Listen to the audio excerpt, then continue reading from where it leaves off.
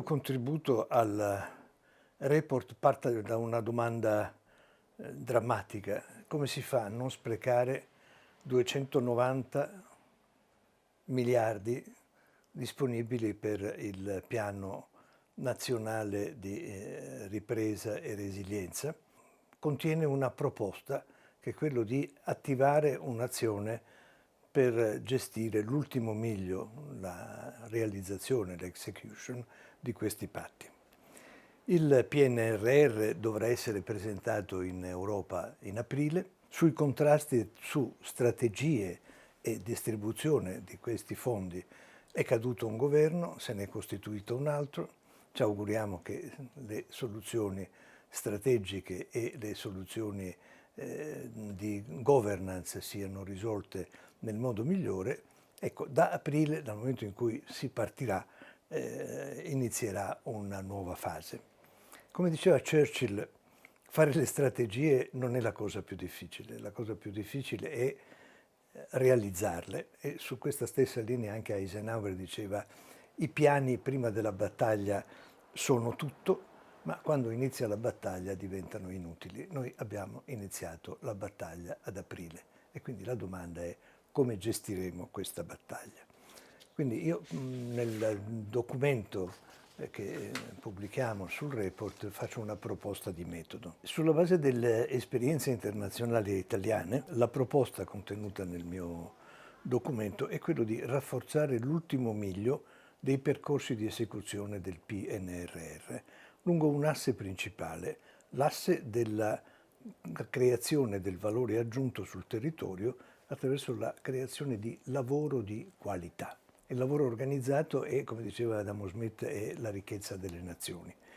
Il valore e l'innovazione aumentano se il tasso di occupazione aumenta, se la disoccupazione sia bassa e soprattutto se vengono generati dei lavori di qualità che sostengono una qualità di produzione di beni, di servizi di alto livello.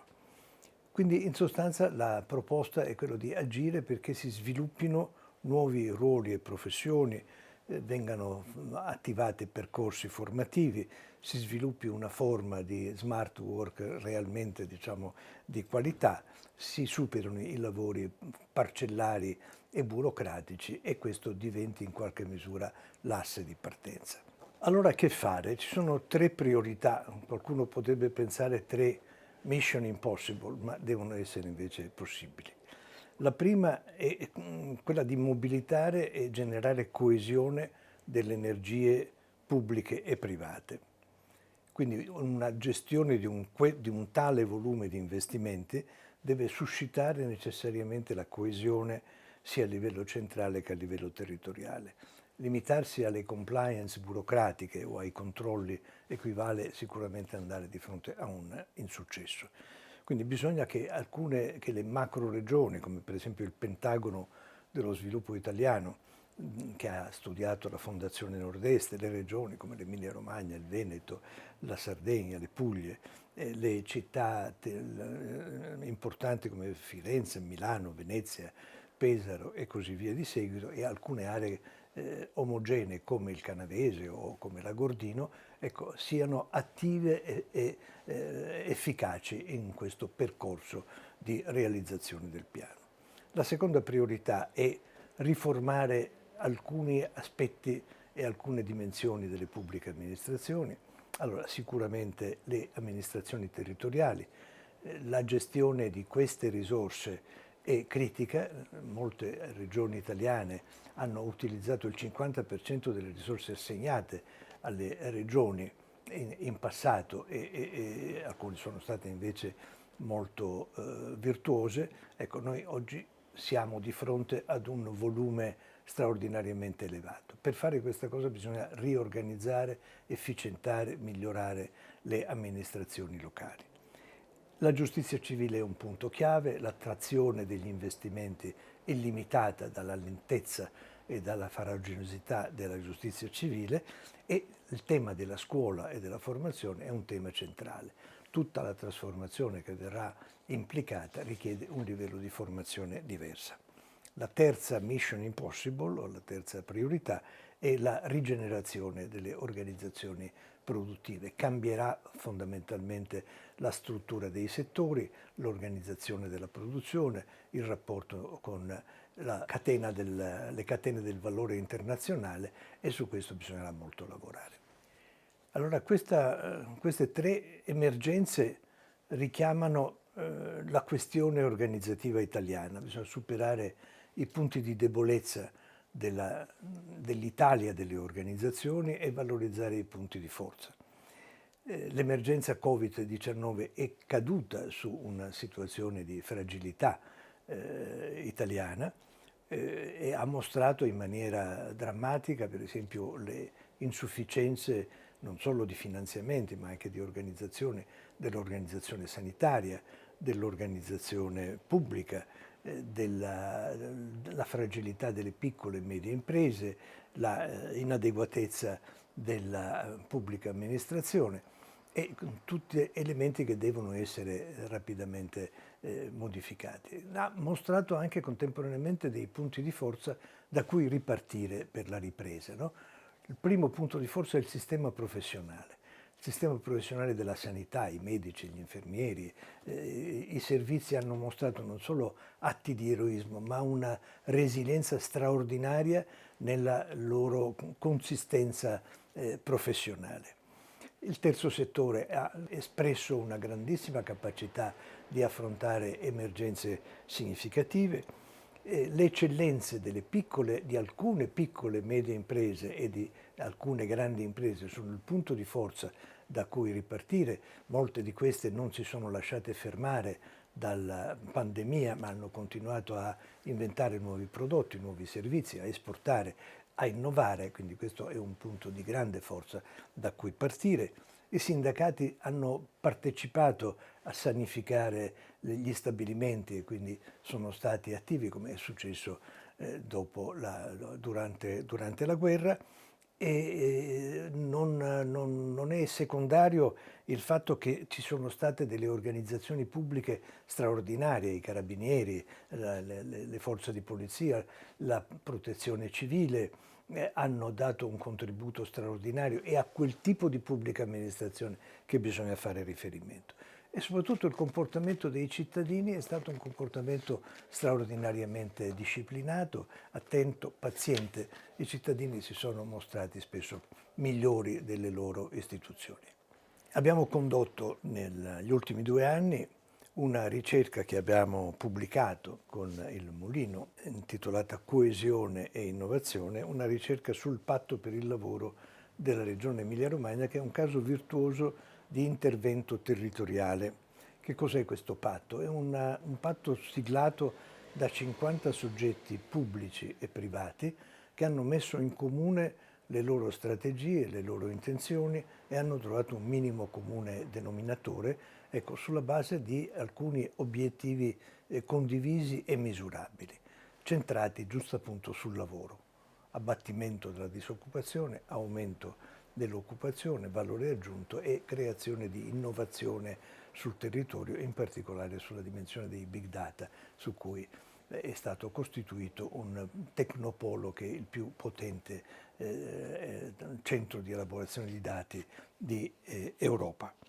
La Giunta dell'Emilia-Romagna ha rinnovato adesso questo patto, aggiungendo la dimensione dell'azione sul clima, evidentemente, e quello che noi abbiamo scoperto è che questa modalità è un modello tipizzabile e generalizzabile anche al di fuori delle specificità di questa particolare regione. Il modello consiste fondamentalmente in una forma di governance partecipata e di modalità di azione misurata e controllata nel corso di tutto il percorso. Quindi, partendo da questa esperienza che abbiamo studiato in Emilia-Romagna, ecco, noi possiamo oggi identificare dei caratteri generali che superano le specificità irripetibili evidentemente di quella regione. Noi abbiamo in questo momento una posizione forte da parte delle regioni italiane. Il presidente della Conferenza delle Regioni, Stefano Bonaccini, ha dichiarato di volere prendere parte attivamente nel processo di attuazione, di realizzazione del PNRR.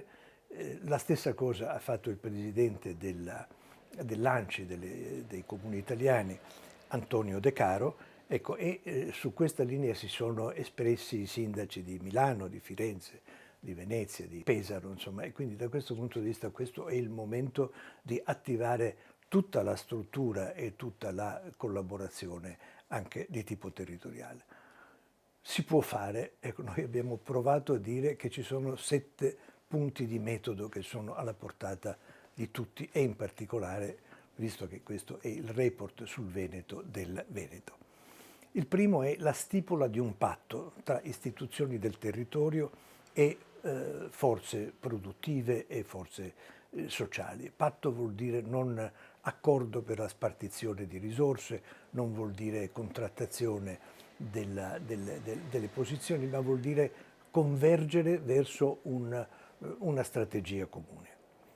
Secondo punto di questo metodo è la condivisione di strategie di valorizzazione del territorio. I nostri territori devono fare un salto di innovazione nelle tecnologie, nell'organizzazione, nella collocazione internazionale, nel marketing. Ecco, bisogna pensare anche di cambiare, ecco, i punti anche di forza delle nostre aree territoriali per diventare più forti e più competitive. Questo è un punto di accordo. Il terzo elemento di metodo è la definizione di obiettivi misurabili, si chiamano SMART, specifici, misurabili, raggiungibili, temporizzabili, insomma, e in particolare quelli che riguardano il lavoro. Fare un po' come si fa in una singola azienda, sapere ogni mese, ecco, se quello che vogliamo ottenere è stato raggiunto o non è stato raggiunto. Il quarto punto del metodo è la finalizzazione, quindi degli investimenti non solo pubblici del PNR, ma anche privati, ecco, a questi obiettivi concordati. Il quinto punto è quello che chiamiamo the all government approach, no? Un approccio che tenga insieme e integri gli interventi sul capitale umano, sull'innovazione, sul territorio, sul welfare, normalmente affidati a silos che operano ciascuno per conto proprio. Il sesto punto di questo metodo è una organizzazione che in questo caso coinvolge tantissime persone, che sia rigorosa, insomma non un'organizzazione burocratica ma una rete funzionante, governata con sistemi informativi che consentono di potenziare le comunicazioni tra i vari soggetti e last but not least l'intervento sulla amministrazione. Tutto questo non si può fare se le amministrazioni pubbliche centrali territoriali non cambiano se stesse, non si possono cambiare tirandosi su per i capelli come faceva il barone di Munchausen. Bisogna pensare a un processo di cambiamento. Questo processo di cambiamento deve essere mission driven, proprio la situazione di emergenza ci aiuterà a fare questo, ecco, orientati a questo obiettivo.